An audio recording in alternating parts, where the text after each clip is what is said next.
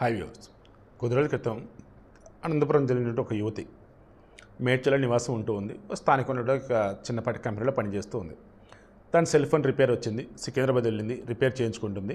ఎంఎంటీఎస్లో మేడ్చల్కి బయలుదేరింది సికింద్రాబాద్ నుంచి.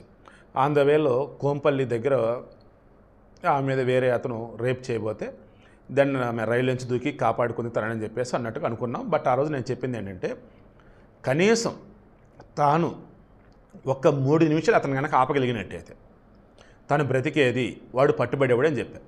దెన్ దాని కింద అండి దండోరా అయ్యా, ఆడోలో మగలో తెలియదు కానీ, అంటే మీరు ఏం చెప్తున్నారు అంటే ఆ 3 నిమిషాలు తను ఒప్పుకోవాలా? మీరు ఏం చెప్తున్నారు? ఆ 3 నిమిషాలు వాడి నుంచి ఎలా కాపాడుతానో బుర్రా బుద్ధి లేకుండా కామెంట్లు పెట్టారు. ఆ 3 నిమిషాలు ఖచ్చితంగా ఏ అమ్మాయినా సరే ఒక రైల్లో వేరే వాడు తనని రేప్ చేయబోతే కాపాడుకుంటుంది.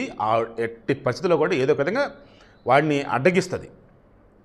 బట్ ఆమె రైల్లోంచి దూకిందంటే కరెక్ట్ కాదు ఏ మొత్తుకున్నాను నేనైతే. ఆ వీడియో మరి ఎక్కడుంది ఏంటో నాకు తెలియదు.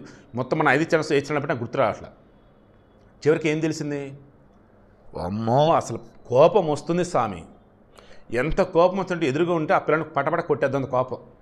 ఇట్లాంటి వారి వల్లే సీరియస్లీ నిజంగా ఆపదలో ఉన్న ఆడవారి పట్ల మగవారి పట్ల పోలీసులు నెగ్లిజెన్స్ వ్యవహరిస్తూ ఉన్నారు.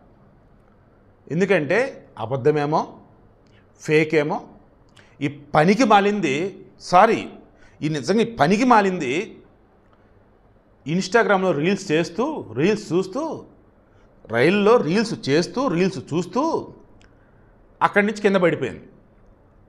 ఎంఎంటీఎస్ కదా, డోర్లు విశాలంగా ఉంటాయి, గేట్లే ఉండవు, కింద పడిపోయింది. దాంతో ఇక ఏం చెప్పాలి ఏంటో తెలియక నన్ను వీరత్నం బలాత్కారం చేయబోతే నేను దూకి కాపాడుకుని నన్ను నేను చెప్పేశాను.